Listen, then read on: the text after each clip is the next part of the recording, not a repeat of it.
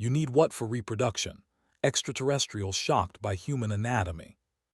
The hall of shared knowledge was quiet in a way that only space could manage. It was not silent.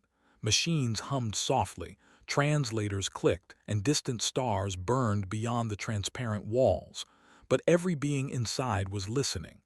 This was First Contact Review Day. Dozens of species from across the galactic Concord sat in careful order. Some floated in light fields. Others rested on metal platforms or coiled their bodies in shapes that made sense only to themselves. Colors shifted. Antennae twitched. Minds worked quickly. At the center of the hall stood the newest member species. Humans. They were smaller than many had expected. No armor, no claws, no natural weapons at all. Just soft bodies covered in fabric standing on two legs. Ambassador Elena Reyes stood calmly at the podium. She had practiced this moment for years. Every human diplomat had.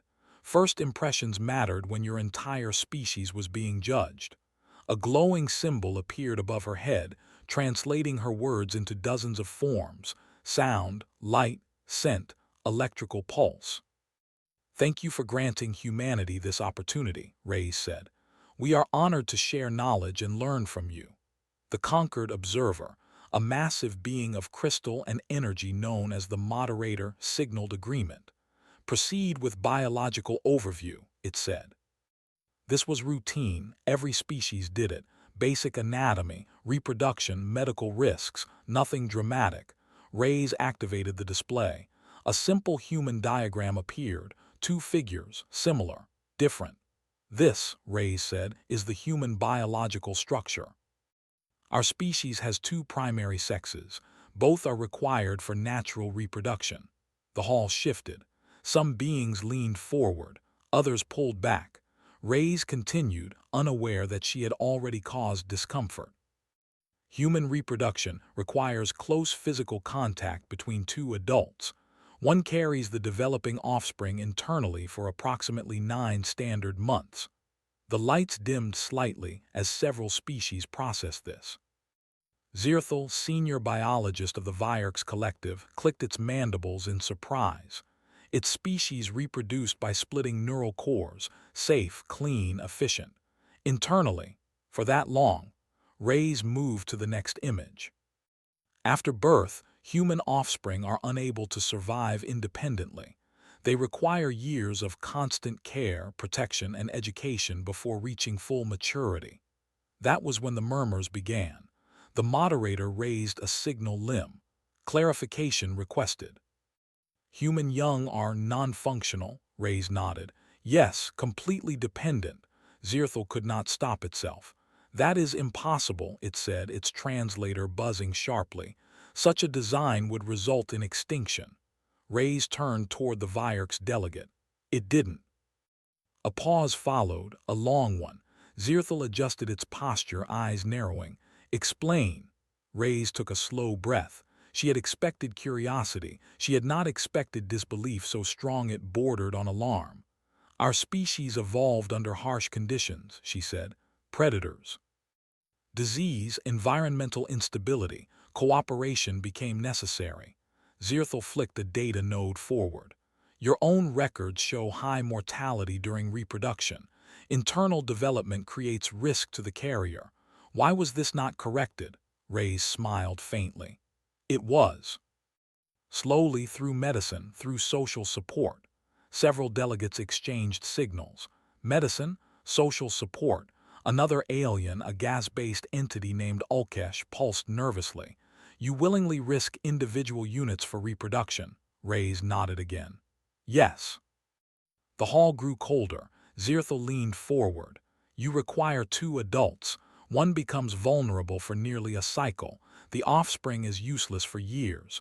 Your system wastes energy and exposes weakness at every stage." Reyes did not argue. "That is correct," she said. The moderator's voice deepened. "Then the question arises, how did your species survive long enough to reach the stars?" Reyes did not answer right away. She changed the image. Now the display showed human history, families, groups, shelters, fire, simple tools, then cities. Hospitals, schools. We did not survive alone, Reyes said. We survived together. Zirthel's frills stiffened. Your biology forced cooperation. Yes. Emotionally driven cooperation, Zirthel said, reviewing the data. Attachment, bonding, protective instincts. Yes. That is unstable, Zirthel said. Reyes met its many eyes. So is life. A ripple passed through the chamber. Ulkesh drifted closer. Your young require years of care. That reduces productivity. Reyes nodded. In the short term. Zirthel's voice sharpened. This system should collapse under population pressure. It almost did, Reyes said quietly. The room froze. Reyes looked around the hall. Multiple times, ice ages, plagues, wars, environmental disasters. At several points, our population dropped dangerously low. The moderator processed this, and yet you recovered. Yes. Zirthel examined the emotional spikes in the human's voice. Why did you not abandon inefficient offspring? Reyes answered without hesitation. Because they were ours. That answer caused more disturbance than anything else she had said. Zirthel replayed the statement several times. Logical value, low, emotional value, extremely high. Attachment over survival logic, Zirthel said. That is irrational, Reyes shrugged. And yet it worked. The moderator signaled a pause. Biological presentation incomplete. Continue. Reyes hesitated, then continued. Our reproduction created vulnerability, she said. So we built protection, communities, laws, medical science, education systems. Images changed rapidly now. Human doctors, caregivers, teachers, parents shielding children. Zirthel's data processors overheated. This is not evolution, it said. This is defiance. Reyes smiled again. That sounds like us. The moderator's tone shifted slightly. Concern noted. Human biology presents unusual risk factors. Zirthel seized the moment. I formally request extended investigation. A species with such reproductive inefficiency poses instability risks to the conquered. A hush fell. Human delegates stiffened. Reyes kept her voice steady. You think we are dangerous because we are fragile, Zirthel replied. No, because you survive fragility. That was worse. The moderator considered. Request acknowledged. Investigation approved. Reyes nodded. She had expected this too. As the session ended, delegates began to leave. Conversations buzzed in dozens of forms. Zirthel remained behind, watching the humans. They laughed softly among themselves. One placed a hand on another's shoulder, a small gesture, meaningless by conquered standards. And yet, Zirthel accessed historical projections again. Humans should not exist. Their bodies were weak, their reproduction risky, their young helpless, and yet they stood here. Zirthel recorded a private note. Observation. Human culture converts vulnerability into strength. Conclusion pending. As the stars drifted beyond the hall, one truth settled heavily into the conquered's collective awareness. They had not met a fragile species. They had met a stubborn one. And that was far more concerning. The investigation began quietly. That alone made it dangerous. Zirthel watched from the upper observation ring as human delegates moved through the conquered research wing. They walked calmly, speaking softly to one another, unaware that every movement was being recorded, measured, and compared against extinction models. According to those models, humans should not exist. And yet they did. Zirthel accessed the latest report. Human reproductive inefficiency confirmed. High parental risk confirmed. Long dependency period extreme. Conclusion probability collapse still wrong. Begin cultural stress analysis, Zirthel ordered. Screens filled with human history. The early data was confusing. Humans lived in small groups. They shared food even when resources were low. They protected injured members instead of discarding them. Zirthel paused the feed. That is a mistake, it said to itself. From an evolutionary standpoint, weakness should be removed. But humans did the opposite. They carried the weak. They fed the sick. They guarded the young, and their numbers increased. A junior analyst, a thin-limbed being named Krell, shifted uneasily. Senior biologist, our projections continue to fail. Zirthel turned one eye toward the analyst. Explain. Human populations recover after every major loss, Krell said. Plagues, climate shifts, internal conflicts. Their numbers fall, then rise again. Zirthel examined the data streams. Show cause. Krell highlighted several patterns: family units, community care, emotional bonding. Zirthel's frills tightened. Emotion again, it muttered. Meanwhile, Ambassador Reyes met with the conquered Ethics Council. The room was smaller than the Great Hall, but the pressure inside it felt heavier. "You must understand," said Counselor Threx, a species of layered stone and light. "Your biology alarms us." Reyes nodded. "We understand that it looks inefficient." "It is inefficient," Threx replied. 2 adults required, long gestation, long childhood, high failure risk." Reyes kept her hands folded. "And yet we're here." "That is the concern," Threx said. Another counselor, a floating ring of energy named Saloon, pulsed slowly. "Your species persists through instability. That makes prediction difficult." Reyes smiled faintly. "Life is difficult to predict." Threx ignored the comment. "Some members propose restricting human expansion." Reyes stiffened. "Because we have children." "Because you endure loss and continue," Saloon said. "Species that endure too much often break others." Reyes considered that. "We also rebuild." The council did not answer. Back in the research wing, Zirthel examined a detailed record of human medical advancement. It slowed playback repeatedly. Why fix broken bodies? Why save infants born weak? Why invest so many resources into individuals who could not yet contribute? Zirthel ran the numbers again. Every time humans saved the vulnerable, the model predicted decline. Every time humans ignored the model, they survived. "This is illogical," Zirthel said. Krell hesitated. "Senior biologist, may I suggest a different frame?" Zirthel turned sharply. "Speak." "What if vulnerability is not a flaw?" Krell said. "What if it is a trigger?" Zirthel processed this. "A trigger for what?" "Cooperation," Krell replied. "Planning, long-term thinking." Zirthel dismissed the idea instantly. No species would design itself that way. Krell lowered its head. "Humans did not design it, they adapted to it." Zirthel said nothing. Later, Zirthel attended a controlled observation session. Humans were asked to demonstrate social behavior under stress simulation. The simulation was mild by conquered standards. A virtual scenario, limited resources, dependent young, environmental danger. Most species would separate into efficiency groups. The humans did not. They grouped around the smallest and slowest. They assigned roles without orders. Some gathered supplies, others guarded. One stayed with the young, even though it reduced overall speed. Zirthel's data feed spiked. "This behavior is consistent," it said quietly. Krell checked another screen. "They do it without being told." Zirthel recorded another note. "Human survival strategy relies on voluntary sacrifice. That should not work."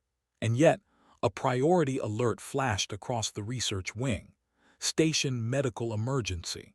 A non-human research delegation had suffered a failure in their reproductive support systems. Their species relied entirely on artificial gestation chambers. Those chambers were offline. Zirthel rushed to the medical bay. Inside, chaos moved with quiet precision. Automated systems failed to stabilize the injured aliens. Conquered medical drones hovered uselessly. And among them, humans, doctors, nurses, technicians. They moved fast, voices calm, hands steady. Zirthel watched in disbelief as a human medic adapted equipment on the fly, rerouting systems meant for human childbirth emergencies. "That procedure is dangerous," Zirthel said sharply. The medic did not look up. "So is doing nothing." Minutes passed. The patient stabilized. A conquered physician stared at the humans. "How did you know what to do?" The human doctor wiped sweat from her brow. "We deal with this kind of risk all the time." Zirthel froze. "All the time. Later, Zirthel reviewed the incident report. Human medical training focused heavily on birth complications, emergency care, long recovery, emotional support. Their biology had forced them to become experts in survival. Zirthel accessed the motion filed earlier, classify humanity as a high-risk civilization. At the time, it had seemed logical. Now, the logic felt incomplete. Zirthel requested a private meeting with Ambassador Reyes. They met in a small chamber overlooking the stars. "You risked your own people to save another species," Zirthel said. Reyes shook her head. "No, we used what we know. You did not hesitate." "We couldn't," Reyes replied. "They needed help."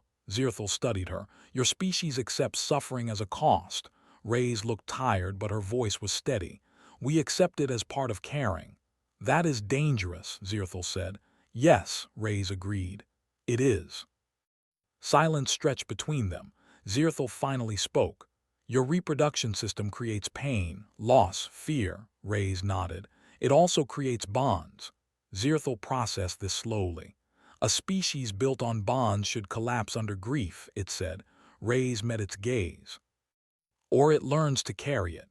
Zirthel returned to the research wing with too many unanswered questions. The data was clear now. Humans did not survive despite their weakness. They survived because weakness forced them to grow stronger together. Zirthel opened the motion file.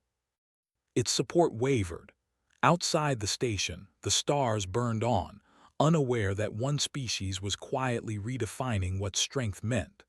And Zirthel, for the first time in its long career, began to doubt the models. Because models did not account for a species that refused to abandon its own. The emergency did not begin with alarms. It began with silence. Deep in the conquered station's lower rings, life support indicators flickered. Not enough to trigger automatic warnings, but enough to confuse the systems that controlled them. Zirthel noticed first. "Why is atmospheric pressure stabilizing manually?" it asked. A technician checked the panel. "It shouldn't be. The system reports no errors." That was the problem. Within minutes, similar reports arrived from other sections. Temperature regulators delayed responses. Power rerouting lagged. Not failure, hesitation. The conquered systems were perfect. They did not hesitate. The moderator's voice echoed through the station. "Attention, anomaly detected. All departments remain calm." Zirthel accessed deeper data layers. The problem became clear, a cascading logic conflict. The station systems were trying to optimize for efficiency while responding to unpredictable biological needs from multiple species at once. Too many variables. The conquered had never needed redundancy. Every system was designed to work perfectly or not at all. Humans, Zirthel realized, never trusted perfection. The first section to fail was the nursery ring. Several species used shared incubation environments. Artificial gestation chambers began shutting down, one by one, to protect system integrity, which meant abandoning developing offspring. "That is unacceptable," Zirthel said sharply. The moderator processed. "Loss is within acceptable margins." Zirthel froze. Acceptable margins. Before Zirthel could respond, human voices filled the channel. "We're already on our way," Ambassador Reyes said. "Medical teams are mobilizing." "This is a systems issue," the moderator replied. "Organic intervention is inefficient." Reyes answered calmly. "So is losing children." That word again, children. Zirthel moved quickly to the nursery ring. When it arrived, humans were already there. They had not waited for permission. Doctors bypassed locked systems. Engineers crawled through access tunnels. Caregivers stood beside incubation chambers, monitoring life signs manually. This ring was not designed for physical presence, a conquered engineer warned. A human technician replied, "Neither were most delivery rooms." Zirthel watched as humans worked without perfect data. They made decisions based on experience, intuition, and cooperation. One human doctor spoke softly to a frightened alien delegate. "We've got this. Stay with me." Stay with me. Zirthal felt an unfamiliar pressure in its neural core. The systems continued to fail elsewhere. Power fluctuations reached the habitation ring, where multiple species lived together. Automated safety protocols attempted to isolate each species to reduce risk. Isolation meant separation. Separation meant panic. Humans reacted instantly. They opened communal spaces, shared supplies, set up manual lighting. They explained what they were doing even when no one asked. "Why are you helping others first?" asked a small, insect-like being. A human responder shrugged. "Because someone has to." Zirthal accessed predictive models. Human behavior was lowering total system stress, not by efficiency, by reassurance. "Impossible," Zirthal whispered. The conquered had never valued reassurance. In the command ring, the moderator struggled to regain control. "Human intervention is interfering with automated recovery," it announced. Zirthal spoke before thinking. "No, human intervention is preventing collapse." The moderator paused. "Clarify." "The systems lack adaptability," Zirthal said. "Humans provide it." The moderator processed this longer than usual. Meanwhile, the crisis deepened. A section housing long-cycle species lost environmental stability. Their bodies could not tolerate rapid change. Human teams adapted again. They used techniques developed for premature births, critical care, long recovery periods, slow adjustments, constant monitoring. One conquered medic watched in awe. "These methods are inefficient."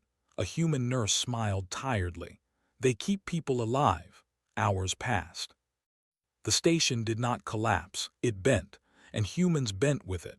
Zirthal observed one moment that stayed with it forever. A human engineer had been working for hours without rest. When asked why he didn't stop, he answered simply, "My kids are back home. If someone was protecting them, I'd hope they wouldn't stop either." Zirthal recorded the statement, not for data, for understanding. Eventually, the core system stabilized. Manual overrides and human-guided adjustments gave the automated systems time to reset. The emergency ended without catastrophic loss. The conquered had survived, not because of perfect systems, but because of imperfect beings. In the aftermath, the station was quiet again. This time, the silence felt different. The moderator convened an emergency council. Zirthal stood among them, data heavy in its mind. "The crisis analysis is complete," the moderator said. "Unexpected variables prevented predicted failure." "Those variables were humans," Zirthal said. The moderator did not deny it. Counselor Threx shifted uneasily. "Human methods violate conquered efficiency principles."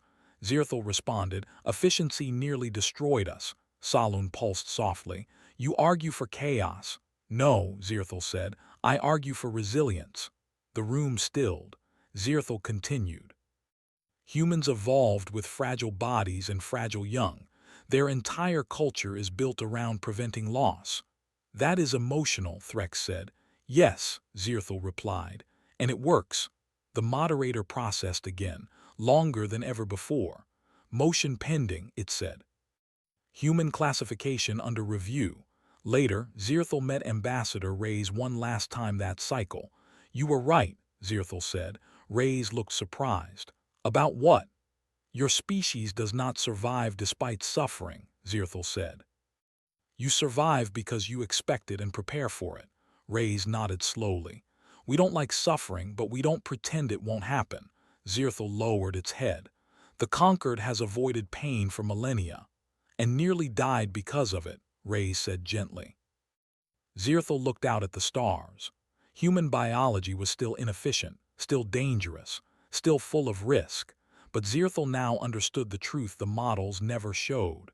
When everything breaks, humans do not ask if something is worth saving. They ask who needs them.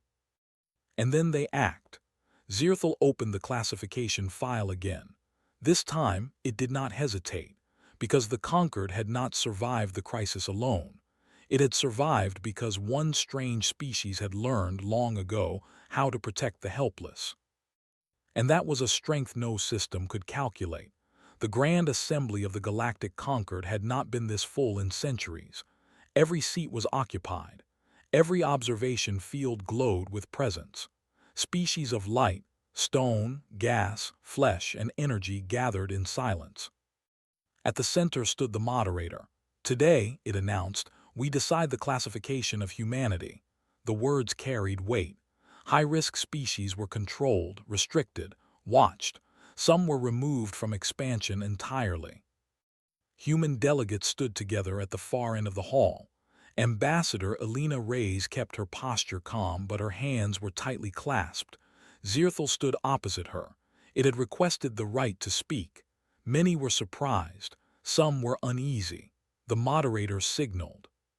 "Senior biologist Zirthel, you may present." Zirthel stepped forward. Its frills were still. Its voice was clear. "When humans first arrived," Zirthel began, "we examined their biology." Images appeared above the hall. Human anatomy, long gestation, fragile infants. High reproductive risk. "We saw inefficiency," Zirthel continued.